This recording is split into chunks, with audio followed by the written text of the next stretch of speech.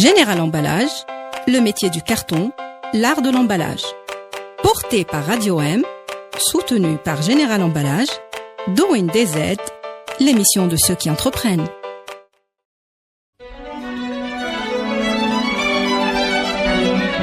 Pour bien s'entendre, il faut bien s'écouter. Rendez-vous sur M, la petite radio du Grand Maghreb.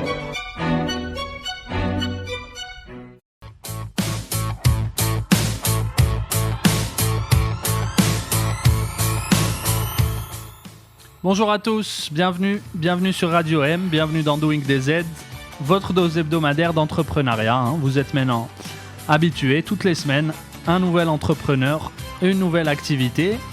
Et cette semaine, il sera question de quoi ? Il sera question de beaucoup de choses, de digital principalement, mais pas que, puisque j'ai le plaisir de recevoir Amin Ouanes, fondateur de Kyo Conseil et de beaucoup d'autres choses.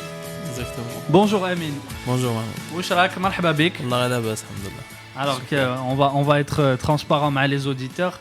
Tu suis à la circulation. Exactement. Ouais. C'est compliqué le centre-ville. C'est super compliqué. C'est peut-être une idée d'application à lancer sur le stationnement. Ouais. Voilà. On t'offre une opportunité de développement. Bienvenue donc Amin, merci de nous rejoindre. Alors avant de passer à l'entretien, je vous propose d'écouter un portrait de notre invité réalisé par la rédaction de Radio M. Et on se retrouve juste après. Bon, il y a une biographie qui est en préparation, on te la transmettra, donc on enchaîne tout de suite. Pardon.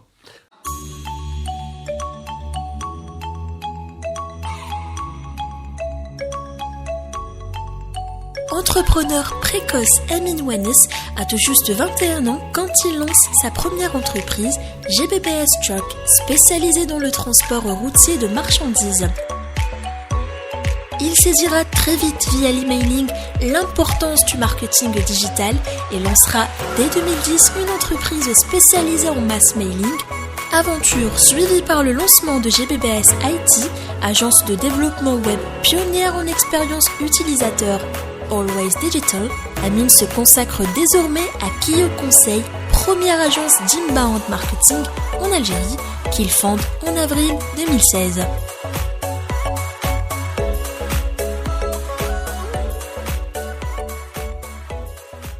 Entrepreneuriat. Comment un jeune de 20 ans à l'époque s'est lancé pour sa première expérience dans l'entrepreneuriat ? Bon, en fait, grosso modo, c'est une flamme qui s'est animée en moi. La flamme de l'entrepreneuriat, c'est suite à un petit incident au quotidien. En fait, j'étais en fin de cycle TS. Oui. TS en management. Et en fait, j'ai été sélectionné parmi 400 candidats pour un poste d'emploi. D'accord. Chez une banque, une multinationale. Et j'ai été classé 7e parmi 400 candidats. Un beau score. Voilà, exactement. Et à ma surprise, le DRH n'a pas voulu signer mon contrat parce que j'étais... en fait, j'avais pas de diplôme. Ouais. Il n'avait pas de quoi appuyer mon dossier. Et malgré que j'étais compétent. Si j'étais classé 7e, parmi les premiers, et les 400 candidats, en fait, étaient des fins de cycle ingénieur et des fins de cycle master. Et à ce moment-là, je me suis dit que si j'ai des compétences, je dois les prouver autrement que de chercher un emploi, un boulot. Ouais. Et c'est parti. J'ai effectué un petit stage et en sortant du stage, j'ai en fait créé ma première entreprise qui est dans le transport routier et qui existe jusqu'à aujourd'hui. D'accord. Rappelle-nous le nom, l'histoire en fait, un peu. C'est GBBS Truck. J'ai fait je suis pas passé par l'enseigne, contrairement à plusieurs jeunes. Ouais. C'était un petit fonds. J'avais une voiture, je l'ai vendue et je me suis lancé. J'ai fait un leasing pour acquérir un camion Et voilà, l'histoire a commencé par là. Voilà, on part d'un camion et on arrive à combien après? Exactement. Ouais. Aujourd'hui, plus d'une dizaine. Ouais. Mais en même temps, toute une logistique derrière, parce que aussi avoir des camions, c'est une grosse charge. On l'imagine. C'est un cassement de tête aussi. Ouais. Il y a l'entretien, il y a toute la gestion Exactement, qui va avec. exactement. Ouais. Alors, les débuts dans le monde de l'entrepreneuriat, comment tu les as vécus? En Compliqué, fait, facile? compliqué, je dirais pas compliqué, je dirais juste des challenges, des obstacles à surpasser. Je pense que c'est le quotidien de chaque entrepreneur. Ouais. Et chaque jour, malgré on a des années aujourd'hui, ça fait 11 ans, mais on trouve toujours des petits obstacles à surmonter, bien sûr. Ouais. Quels sont les principaux problèmes que tu as eu à affronter à l'époque, au début? C'est quelques trucs de bureaucratie, il faut juste tenir le coup, c'est tout. Ouais. Et l'information, pour avoir l'information, la bonne information au bon moment, c'était un petit peu difficile. Mais je pense qu'aujourd'hui, c'est beaucoup plus simple qu'avant. Qu'avant, ouais. Surtout avec tous les dispositifs qui sont offerts actuellement. Exactement, aux jeunes exactement. Il y a des entrepreneurs. facilités. Ouais. Ouais. C'est une question intéressante qui se pose souvent à tous les entrepreneurs. Est-ce que selon toi, il vaut mieux entreprendre tôt, en étant jeune, ou plutôt attendre d'avoir une expérience, d'avoir un peu de vécu, quoi? En fait, il n'y a pas un choix, à faire dès le départ. C'est une question de motivation, c'est une question d'objectif, c'est une question aussi de risque. Mhm. Pour être entrepreneur, je pense qu'il faut prendre des risques. Ouais. Être un peu fou. Exactement. Un peu fou, oui et non, mais prendre des risques, je préfère. Je préfère prendre des risques. Il faut se lancer. Il faut se lancer pour pouvoir avancer. Même si on tombe, on se relève juste après et la vie continue. Les risques, du coup, c'est peut-être plus simple de les prendre étant jeune. Exactement. Quand on n'est pas marié, Exactement. quand on n'a pas d'enfant. Exactement, et en même temps on apprend. Ouais. Parce que dès qu'on se lance, c'est chaque jour c'est un cours, c'est chaque jour une leçon, et on apprend bien sûr de ses échecs aussi. Ouais. Il faut échouer, parce que je pense pas qu'il y ait un entrepreneur qui n'a pas déjà échoué. Et à chaque fois qu'on échoue, on est beaucoup plus mûr dans l'entrepreneuriat. On tire une leçon. Exactement. Ouais. Quand ça devenait dur pour toi, ça arrive tout au long du parcours de l'entrepreneur, il y a des problèmes, on l'a dit. Qu'est-ce que tu faisais, ou qu'est-ce que tu conseilles pour se remotiver, pour garder la pêche et l'envie? En fait, je pense qu'il faut savoir, il faut toujours garder son objectif entre les yeux, garder son cap. Et essayer d'y aller de l'avant. Et il ne faut pas aussi focaliser sur les petits obstacles qu'on rencontre tous les jours. En fait, pour un navigateur, il faut voir toujours loin. La destination. Exactement, la destination.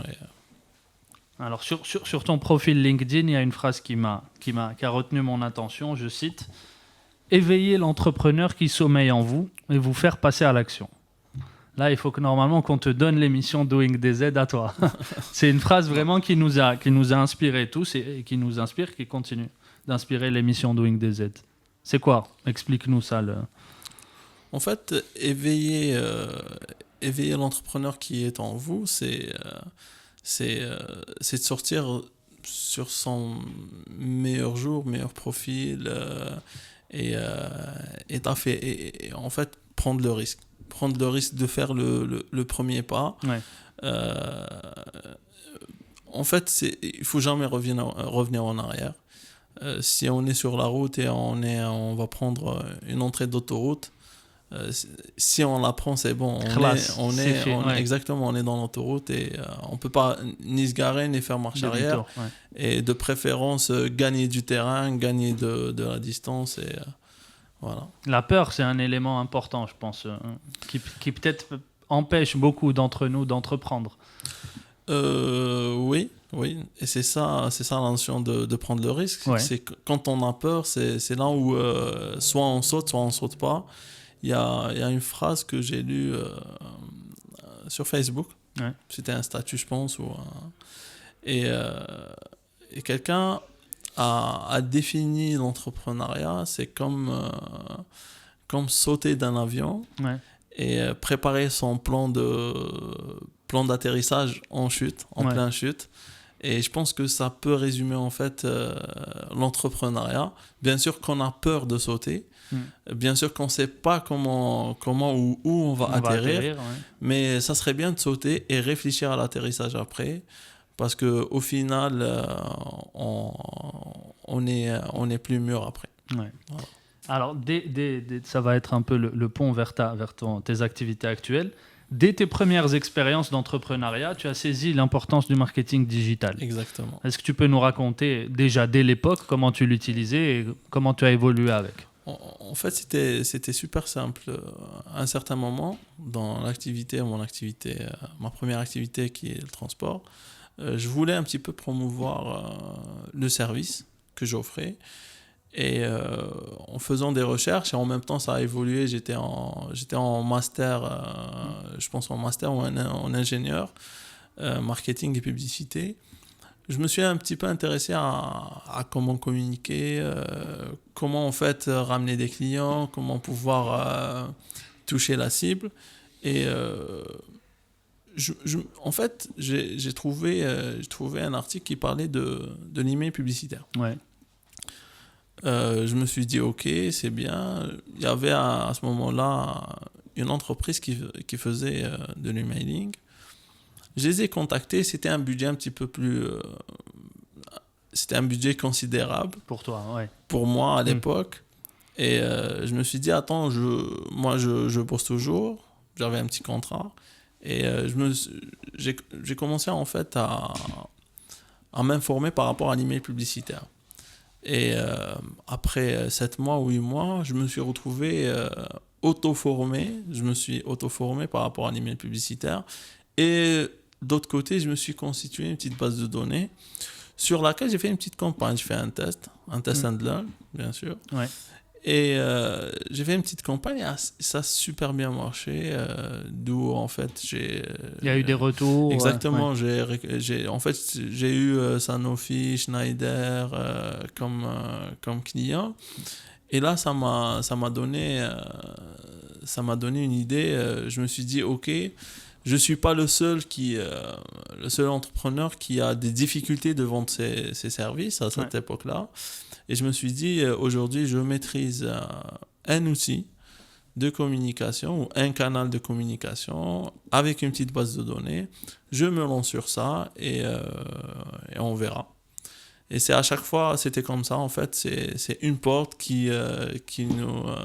c'est un chemin qui offre des nouvelles perspectives. Perspectives. Et... Des rencontres aussi. La semaine dernière, notre invité a insisté sur la notion de rencontre. Ouais. Allez, networking. Bien sûr, toujours. Petite parenthèse, la recette pour un bon mail d'accroche ou pour aller chercher son client. Tes conseils. En fait, ce qu'il faut savoir, c'est qu'aujourd'hui, en fait, même l'email a évolué. On fait plus d'email publicitaire. Ouais. On essaie, en fait, aujourd'hui, c'est l'approche inbound. Ouais. On va y arriver à l'approche inbound. Voilà. On va y arriver. Du coup, tu me tends la perche. Le digital en lui-même est un monde est très, très, très divers. Il y a différentes manières d'en faire. Et en lançant ton agence, QO Conseil, tu as décidé de te spécialiser, tu le disais juste là, en inbound marketing ou marketing entrant. Pour nos auditeurs, hein. L'idée, c'est de faire venir le client vers soi et de ne plus aller le chercher. Ouais. Donc, je te laisse nous expliquer ça plus En fait, l'inbound marketing, ce qu'il faut savoir aujourd'hui même, parce que je suis certifié inbound du créateur de l'inbound marketing, HubSpot, c'est une boîte américaine. L'inbound aujourd'hui, c'est super simple. C'est du marketing digital, sauf que le marketing digital, c'est énormément d'outils, énormément de canaux de communication. L'inbound, il vient juste pour structurer un petit peu les choses, pour placer les priorités, pour faire beaucoup plus aussi du test and learn. et pour préparer en même temps un plan de communication digitale, mais avec une approche inbound. C'est en fait, il y a très rapidement, brièvement, il y a 3 étapes. C'est attirer du trafic sur un site web, offrir du contenu efficace, contenu attrayant à l'internaute, et surtout la notion gratuité. En fait, il faut conseiller le client ou il faut conseiller l'internaute gratuitement. Et après, il y a toute une automatisation à mettre en place pour en fait transformer le visiteur en prospect, transformer le prospect en client et le fidéliser après. En faire un ambassadeur. Exactement. En faire un ambassadeur. Est-ce que c'est plus compliqué d'entreprendre dans un domaine, qu'on va dire innovant ou la nouveau, ou au contraire, est-ce que c'est plus facile? Comment tu l'as ressenti? Si on prend le contexte ou l'environnement ou le marché algérien, je dirais que tous les domaines sont innovants. Pas que innovants, en fait, c'est un marché vierge. Ouais. Je dis ça, c'est par rapport au professionnalisme du métier. C'est vrai qu'il y a énormément d'entreprises en Algérie, mais pour trouver des professionnels qui sont là réactifs, qui sont efficaces aussi, c'est pas aussi simple que ça. Alors pour ça, ce que je dis aussi, mon conseil à tout entrepreneur, c'est soyez professionnel. Sur tout métier, laissez votre place propre. Essayez en fait de satisfaire vos partenaires, vos clients. La réputation. Exactement, c'est la réputation. Et c'est ça qui fait que n'importe quel domaine, n'importe quel entrepreneur pourra arriver au succès, pourra avoir du succès. Ouais. Voilà. Tu parlais de conseils aux jeunes. Comment est l'agence actuellement? Comment tu as recruté? Comment tu t'entoures? Par rapport à l'agence, je vais raconter une petite anecdote ou une petite histoire. Au début, quand j'ai créé l'agence, je ne parle pas de Q-Conseil parce qu'en fait, avant, on était GBBS IT. Et à un certain moment, on a basculé parce que c'était un nom que j'ai pris, ça fait super longtemps. Au sein de GBS IT, le jour où j'ai eu l'idée ou le besoin de recruter, c'était super difficile de recruter. C'était une entreprise qui n'est pas connue, c'était un budget considérable et surtout convaincre même un nouveau diplômé de travailler chez toi, c'était difficile. Pourquoi? Parce qu'il y avait toujours la question, vous êtes combien? On est combien dans l'équipe? Et à cette époque-là, j'étais tout seul. Et bien sûr, c'est un petit obstacle que j'ai surmonté. À un certain moment, j'ai recruté 5 personnes à la fois. Je me suis dit, OK, je leur donne tous une date. Et quand on me pose la question, vous êtes combien? On est 5, on est 6. Et là, j'ai pu recruter. Ça remonte un petit peu à longtemps. Ce qu'il faut savoir, c'est que dès la création de Q-Conseil, on est passé de 5 collaborateurs à aujourd'hui 22. Quand même. Et voilà, avec quelques, bien sûr, parce qu'on a, entre-temps, Q-Conseil est rentré en participation dans une start-up qui est Binatenders. Ainsi David appel d'offres. Aussi, on a racheté un cabinet de recrutement, cabinet d'emploi et de recrutement.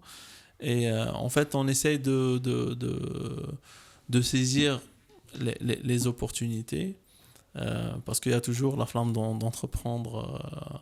Ça ne s'arrête jamais. Exactement. À chaque opportunité, on se dit pourquoi pas y aller sur tel ou tel secteur d'activité. Et voilà. Pour en revenir brièvement sur l'inbound marketing, une des caractéristiques importantes, c'est le coût qui est réduit. C'est peut-être la solution en cette période de crise, entre guillemets. Exactement. En fait, le coût, c'est vrai qu'il n'est pas réduit au départ parce que c'est un plan marketing digital ou un plan inbound, c'est la même chose. Ouais. Sauf qu'ils sont réfléchis de deux manières différentes. Sur l'inbound marketing, en fait, on minimise nos coûts. Chaque mois qui passe, on peut dépenser moins. Ouais. Qui veut dire, à partir, en fait, ce qui est pratiqué et ce qu'on voit tous les jours, c'est qu'après une année d'inbound marketing, d'automatisation, de réflexion inbound, le budget peut diminuer jusqu'à 50% des dépenses au départ. Et ça, c'est super important. Si aujourd'hui, une entreprise dépense, je vais dire n'importe quoi, 2 millions de dinars, 3 millions ou 5 millions de dinars pour un plan marketing digital, et l'année d'après, c'est la même chose parce que c'est des achats. Là, sur l'inbound marketing, c'est pas la même chose. Là, on peut réduire notre budget d'année en année jusqu'à 50% et c'est considérable. En même temps, on se fait de la data. On a une base de données de prospects, Ouais. de suspects qui s'intéressent à la marque, qui s'intéressent aux produits, qui s'intéressent aux services. Et travailler sur du acquis que de travailler à chaque fois sur de l'inconnu. Ouais. On imagine que la data, c'est aussi un élément important pour la suite, pour vous. Exactement. De récolter le maximum de data. C'est clair, c'est clair. En fait, c'est pas pour nous, c'est pour tout entrepreneur, c'est pour toute entreprise. Si aujourd'hui, il y a 10 prospects qui se manifestent, pourquoi les oublier ? Pourquoi ne pas les avoir sur une base de données pour que demain, s'il y a promotion, s'il y a un nouveau produit, si on veut faire du cross-selling, si on veut faire du développement rapide, on a toujours des bases de données et segmenter. Le plus important, c'est que ces bases de données, avec une stratégie inbound, seront segmentées par rapport aux besoins, aux services, aux produits. Et ça, c'est super important. Ouais. L'avenir, c'est quoi ? Les objectifs, les défis ? Qu'est-ce qui t'attend peut-être déjà sur l'année 2018 qui arrive ? J'espère beaucoup de succès. Ouais, on te le souhaite. Alhamdoulilah, aujourd'hui, on a une certaine notoriété, on a un certain positionnement sur le marché algérien. Nos clients sont super satisfaits. Ouais. Aujourd'hui, on arrive même à faire des testimonials de clients après livraison, des vidéos de clients qui manifestent leur satisfaction. Et pour nous, ça, c'est super important. C'est le plus important de tous parce que c'est une des valeurs que... C'est la carte de visite. Exactement. Ouais. Alors, en parallèle de tout ça, tu t'impliques beaucoup dans la communauté entrepreneuriale. Je pense notamment à des projets comme InCommunity. Oui. Qu'est-ce que tu peux nous dire de cet engagement aussi ? InCommunity, en fait, c'est le regroupement de start-upers, d'entrepreneurs dans le digital et différents métiers, en fait. Ouais. C'est une communauté qui voit loin. Et on essaye en fait de s'entraider et d'aider surtout les jeunes entrepreneurs à se médiatiser, à avoir le micro pour en parler, ouais. Pour se mettre en avant aussi. Voilà. Donc, Doing DZ est aussi leur émission. Hein. On les invite à se manifester, à nous faire signe. Ça serait et nous, génial. on peut les mettre en avant. C'est le... Il y a les initiateurs, c'est Shamsuddin Bezitouni, je pense que vous connaissez, ouais. Et Ahmed Aïdi Saad. D'accord. Je pense qu'ils seront ravis de passer à en parler. Eh ben, on s'assurera que ce soit fait. Une dernière question avant de te laisser partir. Ta recette pour l'entrepreneuriat ? Ma recette pour l'entrepreneuriat. En fait... Il faut vouloir entreprendre. C'est important. Il faut être motivé. Et la motivation pour entreprendre, je pense qu'on l'a par passion. Si on est passionné par quelque chose, si on a un problème à régler, et là, je pense que si demain, une personne lambda se retrouve bloqué par quelque chose ou trouve une problématique sur le marché algérien et saura le résoudre, je lui dis il faut vraiment sauter et faire le premier pas. Et préparer, comme tu le disais, en plongeant son parachute. Exactement. Il faut, parce qu'en fait, au final, on s'en sort gagnant. Ouais. Voilà. Je pense, pour moi, je pense qu'il n'y a pas... Il n'y a pas d'échec. Exactement, il n'y a pas d'échec. Merci beaucoup, Amin. Yatek Saha. Bon courage pour les projets à venir. Et longue vie à Kyo Conseil. On s'assurera de recevoir chaque semaine encore les nouveaux entrepreneurs 2.0 et autres. Merci à tous. Merci à Soumia qui réalisait l'émission et Ahmed qui est derrière la caméra. On vous donne rendez-vous la semaine prochaine pour un nouveau numéro Doing DZ. Bye. Général Emballage, le métier du carton, l'art de l'emballage. Porté par Radio M, soutenu par Général Emballage, Doing DZ, l'émission de ceux qui entreprennent.